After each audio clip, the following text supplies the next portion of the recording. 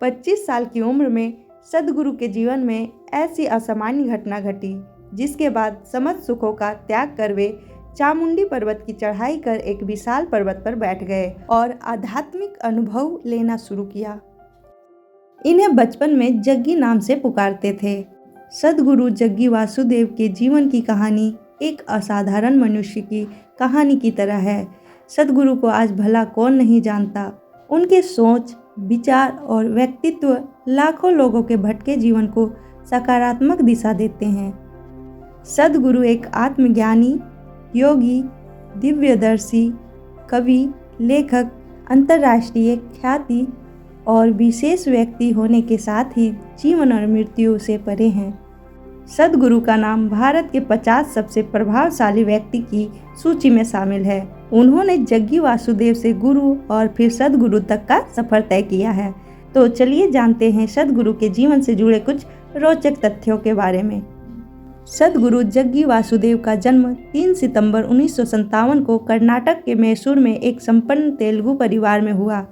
बचपन से ही सद्गुरु अलग सोच रखते थे और किसी भी चीज को देखते हुए उसके बारे में चिंतन करने लग जाते थे।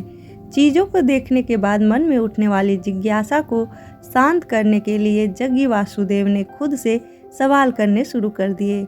अगर उन्हें कोई पानी देता तो पानी को लेकर भी उनके मन में कई सवाल उठते, जैसे पानी आखिर क्या चीज़ है, इसका इस्तेमाल किसके लिए, कैसे और क्यों होता है आदि।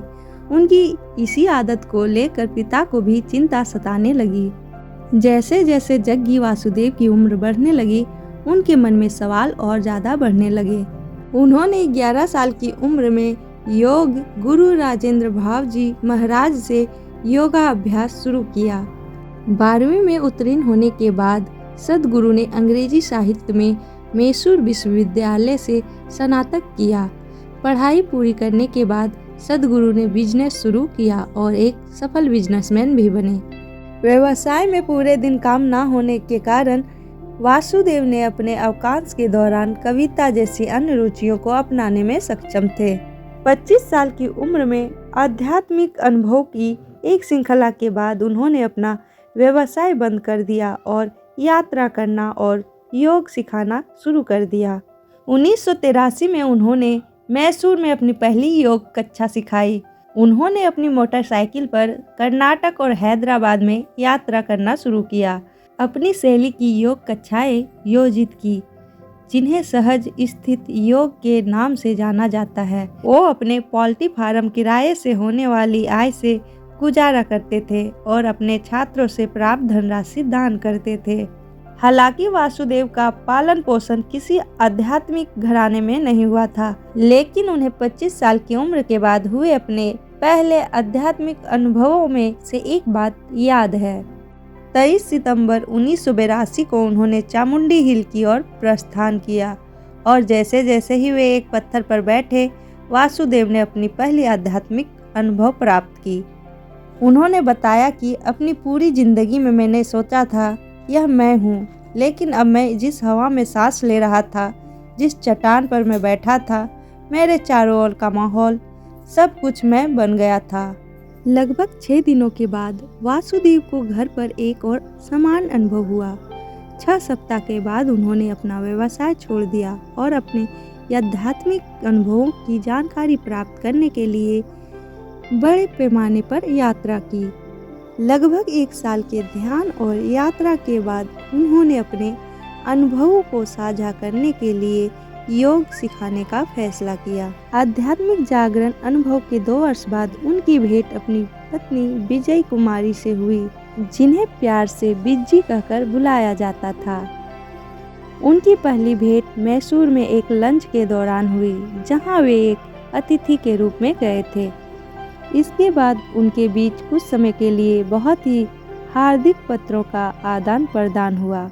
सन 1984 की महाशिवरात्रि के शुभ अवसर पर वे विवाह के बंधन में बंध गए। सद्गुरु की योग कक्षाओं की दिनचर्या जोरों पर थी और वे कार्यक्रमों के आयोजन के लिए पूरे दक्षिण भारत के दौरों पर रहते थे। बिज्जी एक बैंक में काम करती थी। वे भी अक्सर कार्यक्रमों में अपना सहयोग देने के लिए उनकी मोटरसाइकिल पर उनके साथ जाती थी। 1990 में सद्गुरु और बिज्जी के घर एक प्यारी सी बिटिया राधे का जन्म हुआ। धीरे धीरे समय बीतता गया। सद्गुरु ने अपना पूरा ध्यान लिंग को पूरा करने में लगा दिया और बिज्जी ने भी इसका सहयोग दिया। सद्गुरु कहते हैं कि 1996 में जुलाई का महीना था। हम लिंग स्थापना की प्रतिष्ठा करने जा रहे थे। बिज्जी ने तय कर लिया था कि लिंग का कार्य संपूर्ण होते ही वह अपनी देह त्याग कर देगी और ध्यान लिंग प्रतिष्ठा के बाद बिज्जी ने 1997 में महासमाधि लेकर दुनिया को अलविदा कह दिया। अपने शुरुआती वर्षों में वासुदेव को मोटरसाइकिल चलाने का शौक था। ड्राइव करने के लिए उनकी पसंद जगहों में से एक मैसूर में चामुंडी हिल्स थी। हालांकि वह कभी कभी नेपाल सहित बहुत आगे तक ड्राइव करते थे। वासुदेव शाकाहारी हैं, लेकिन यात्रा के दौरान अगर शाकाहारी भोजन उपलब्ध नहीं होता है तो वे समुद्री भोजन खा लेते हैं।